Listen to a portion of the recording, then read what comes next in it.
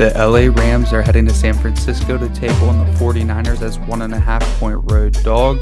The total set at 42.5. This is Showdown coverage brought to you by sharpfootballanalysis.com. I'm your host, Adam Wilde. Let's jump right into the DraftKings Showdown slate. So the first thing we'll talk about right at the top is just Cooper Kupp is way too cheap. 12,000 in the flex. Usually at this point in the season, well, I say usually, just last year he was an absolute animal. So let's just talk about last year. He would have probably been about 12.8, or I think we saw Justin Jefferson in the 13,000 already. So Cooper Kupp certainly deserves to be there, but 12,000 is just way too little for Cooper Kupp. I mean, last week he only had 6 targets. DraftKings can be pretty reactionary at times, but he also got there with the rushing touchdown. So I don't really understand why they felt the need to keep him down there at 12,000. Maybe just some incentive to play him after maybe they're expecting some box score watchers to have feared play. I really don't know what the reasoning was for pricing him at 12,000. It's just way too low for Cooper Kupp and his target share. So that being said, it's pretty much a 5-player slate in my mind. I'm going to play Cooper Kupp just about everywhere, regardless of ownership. His ownership will probably get up to 70s or the 80%, but that's okay. There's other ways to get unique on the slate while playing Cooper Kupp, and especially you can just play him at captain and then try to get unique from there. If you're 20 maxing, I don't see much reason in playing anyone else except for maybe Deebo Samuel, who we'll talk about in just a minute. That brings us to Matthew Stafford. The problem with playing Matthew Stafford at captain is just so much of his production goes through Cooper Kupp, right? So if you play Matthew Stafford at captain, it's going to be very difficult for him to get there without Cooper Kupp. He'd have to throw multiple touchdowns to multiple pass catchers that weren't Cooper Kupp, and Cooper Kupp would have to have a down week. Even if you played Stafford at captain and you played Cooper Kupp in the flex, their price is close enough this week that it would probably be an issue. So it's just pretty unlikely for those two to work out in that way.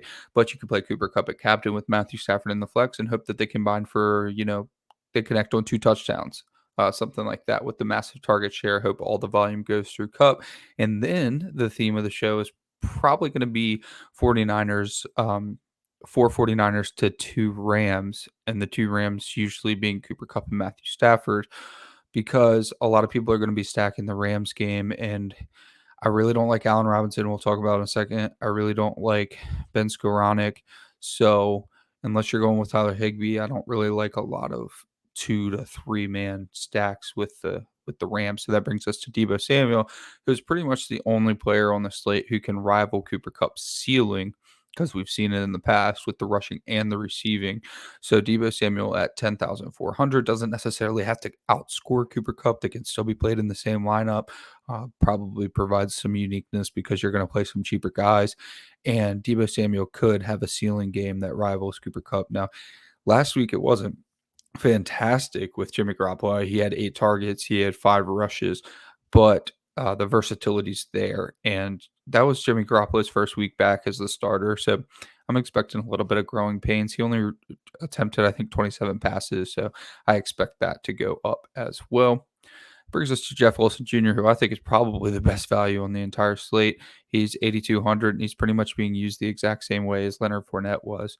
So he's got so much uh, his salary's so low that he's got so much upside when he's competing with, Deebo Samuel and Cooper Kupp. He's probably not going to make the optimal captain lineup often, but he does fall into a range where he fits really well with those 49ers builds. When you want to go with 4 49ers, you've got a running back that is getting, 15, 16 touches maybe in a game that they should rush a good bit. And on top of that, they're second to last in the league in pass rate over expectation. So they're not going to pass the ball very often, even if they do increase on the 27 that Jimmy Garoppolo threw last week. So Jeff Wilson fits into lineups great. You can already see a build kind of forming where maybe you go Cooper Kupp, Matthew Stafford in the flex, Jeffrey Wilson, maybe Deebo Samuel. But then you're running out of salary. You probably don't fit Garoppolo there. So, you're going to have to pick and choose there. And we'll try some different things in a moment. That brings us to Brandon Ayuk, who's, I guess, the wide receiver one, because Deebo Samuel moves around so often, so does Deebo Samuel count as the wide receiver one? I don't know, but Brandon Ayuk is playing on 90-ish% of the snaps, full-time player. He had 8 targets as well last week. He's not getting the rushing production, obviously, so that's why there's that price disparity, but Brandon Ayuk should have a decent day with Jimmy Garoppolo being in, you know, should be the same system, but since he wasn't around all offseason, maybe some things changed. Maybe there's some cobwebs that need to be cleaned up. But Brandon Ayuk getting 8 targets, even though they connected on a touchdown, but I think his catch rate was pretty low, and that's just due to whatever rust, right? So I like the 8 targets. I like the price at 7,600 just because he's really close to Cam Akers. He's really close to Jeff Wilson, so his ownership is probably going to be really, really low. So that'll bring us to Cam Akers, who basically they were 50-50 last week between Cam Akers and Darrell Henderson Jr. So we'll talk about both of them at the same time. It was 50-50, but Cam Akers over the past 2 weeks has handled I think 8 or 9 more touches than Darrell Henderson. So it appears as though Cam Akers is set to overtake the role of starting running back for the Rams. Remember, in week 1, Cam Akers only had, I think, 3 yards, and Sean McVay said it's mental, coming back from the Achilles. He's gotta get his mind right, yada, yada, and then Cam Akers has had more carries each game as the quote unquote trust develops. So it makes sense for Cam Akers' role to keep increasing. I mean, it goes with the coach speak, but that is only a 1 game sample size. There's really nothing that says Darrell Henderson couldn't come out this game and just they decide that he fits the game plan a little bit better this week and they go with a 1-2. If you think back to preseason, you think about Sean McVay saying Kyron Williams is also going to be very involved. It's a 3-headed backfield, right? So it wouldn't be out of the realm of possibility for Darrell Henderson to lead the running backs in touches and in like large field, maybe some MME stuff, even maybe 20 backs. Darrell Henderson might be worth sliding in a few lineups, especially if we're not going to stack the Rams heavily. Cooper Kupp is one of those rare wide receivers that you can play at the captain without the quarterback because so much of his volume, so much of the Rams' volume goes through Cooper Kupp. To think like Cooper Kupp, Deebo is another one. I wouldn't mind playing Deebo a captain without Jimmy Garoppolo, just with so much of the team's volume going through Deebo. All right, that's going to be it for the running backs. Bring us down to George Kittle, and DraftKings was quick to put George Kittle's salary back up. So he was in the 5K range last week, I think 5,600, and he only had 5 targets, but he just looked healthy. So DraftKings salary makers understand what healthy George Kittle can do. He definitely can break the slate at 6,600. So he's pretty much interchangeable with Brandon Ayuk, in my opinion. You're already going to be pretty unique if you stack 449ers. So you can go Ayuk, you can go George Kittle for a little bit more ownership. Either way would be fine. Next, we have Allen Robinson, who has been a really mixed bag. We've seen 3 really weird showings. So the first week was no volume at all. The second week, decent volume, 5 targets and had a touchdown, decent yardage. Third week, 5 targets again, did nothing with it. So Allen Robinson's definitely been a mixed bag. He's been 6.2 on the first game, and he's 6.2 now. So DraftKings doesn't know what to do with him either, but his ownership is going to be relatively high because there's not a lot of options for the Rams. I don't even think I put our Rams punt play in because Tutu Atwell's not getting any run. And yeah, I did not put a Rams. So many people are going to be stacking the Rams, but you really only have 3-ish options depending on if you're comfortable stacking a running back with your passing game. So Allen Robinson, by default, his ownership is going to have to be 30 to 40 because he's going to have to fit into those Rams 4x2s. So let's skip all these quarterbacks, obviously. And we get down here to Tyler Higbee. He's my favorite play of this. Well, maybe Jeff Wilson is. Let's say favorite play of the Rams side of the ball. So Tyler Higbee falls into a weird range where he's between Ben Skoranek and Allen Robinson. And both Skoranek and Robinson are getting pretty much the same value. So let's just bring Skoranek into the conversation because he's getting about the same volume as Allen Robinson. And he is almost $2,000 cheaper. So if you're going to go a wide receiver that's not Cooper Kupp, I actually prefer going Skoranek, and people probably aren't going to feel comfortable paying 4.4 for him.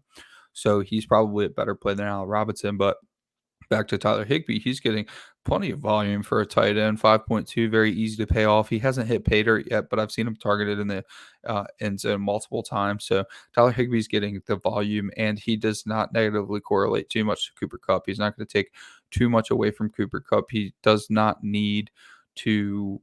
Um, Tyler Higbee does not need 8, 9, 10 targets to really make value at 5.2K. So if you went Cooper Kupp at captain, Tyler Higbee in the flex, um, Matthew Stafford, and then for the fourth option, let's say you're not going to fit Cam Akers, but maybe Matt Gay or something like that, then you're totally fine with Cooper Kupp at captain. He's still got plenty of room to get there. Kickers and defense, of course, always in play, just depending on what their ownership is going to be. So I think the ownership's probably going to be fine on either of these defenses this week. And we know that this matchup could definitely pan out to be 13-14, even though we have two offenses that should be able to move the ball. And that's going to get us down to only a couple of punt plays this week, and both of them are for San Francisco. We'll start with Jawan Jennings, who probably the best punt play because he's about 2,000. People really aren't comfortable paying that much for their punt play, and he's been getting targeted at a decent clip. His best game did come with Trey Lance in the first week, but he's still been targeted multiple times in each game.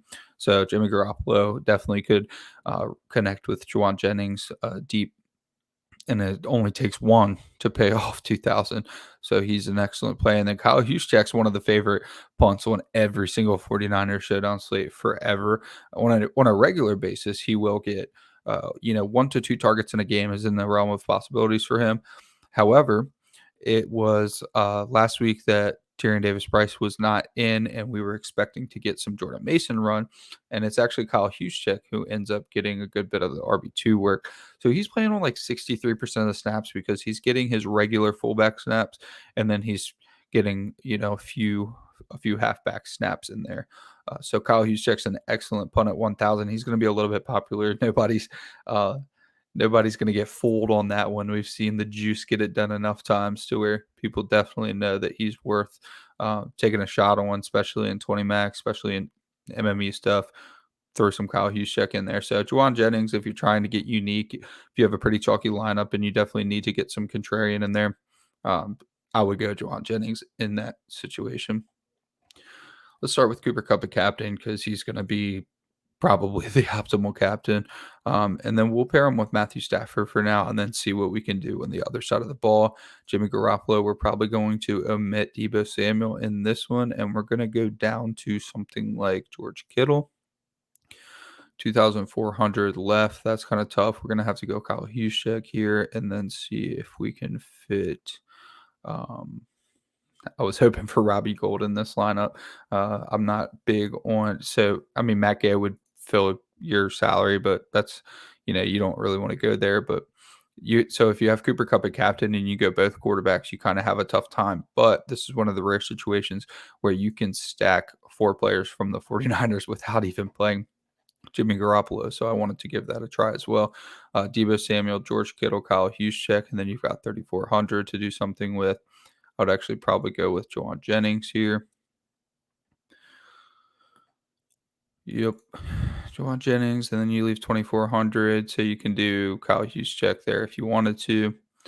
You could drop down from Deebo Samuel, and you could go Brandon Ayuk and Jimmy Garoppolo. And then you have 1,800 to go Kyle Juszczyk again. So that's Cooper Kupp, Matthew Stafford, Brandon Ayuk, Jimmy Garoppolo, Jawan Jennings, Kyle Juszczyk. So that's 2 punts. That's kind of difficult to get to. But if you are trying to jam both quarterbacks in and you know that Cooper Kupp is going to be the optimal captain, is something you're probably going to need to do. What I would actually rather do is take Stafford out of the equation and just tell myself that Cooper Kupp is going to get so much of the Rams volume that he is going to get there without he's going to get there without needing Matthew Stafford, right? So then we have Cooper Kupp at captain, and nobody ever does the 5x1 with the 1 in captain. So this is also a very unique lineup and probably projects reasonably well with Cooper Kupp at captain, Deebo Samuel, Brandon Ayuk, Jimmy Garoppolo, Jawan Jennings, Kyle Juszczyk. And then the other thing that you can do, I don't think I gave enough credit to the fact that Jimmy Garoppolo could technically be a captain just because Deebo Samuel really had that he hasn't had that volume that he had last year yet. So like 5 rushes, 8 targets is nice, but he hasn't necessarily taken over a game in the way that he did last year, which would mean that Jimmy Garoppolo could not um, make it as the optimal captain. So we'll try one more and see what happens when we go. Jimmy Garoppolo, Deebo Samuel, Brandon Ayuk, Juwan Jennings, Hughes check. And I don't love the 2 punts, so let's get rid of Hughes check. Let's go Kupp and see what we have left. Yeah, I see that's tough. Oh, what you can do is you'll drop from Ayuk and you will go to George Kittle. And then you have 4,000. Yeah. Yeah. There we go. Matt Gay, Rams. You're not going to go Rams, but let's try Matt Gay there. I mean, you leave 200, but Jimmy Garoppolo, Deebo Samuel, George Kittle, Cooper Kupp, Juwan Jennings, Matt Gay. So I would try to focus on Deebo Samuel and Cooper Kupp in the captain spot. But if you have to go with a quarterback at captain, I think I would prefer Jimmy Garoppolo, even though he's going to have limited attempts. We know where his targets are going, and they're going to productive receivers, whereas Matthew Stafford is going to throw predominantly to Allen Robinson and Benjamin Skoranek.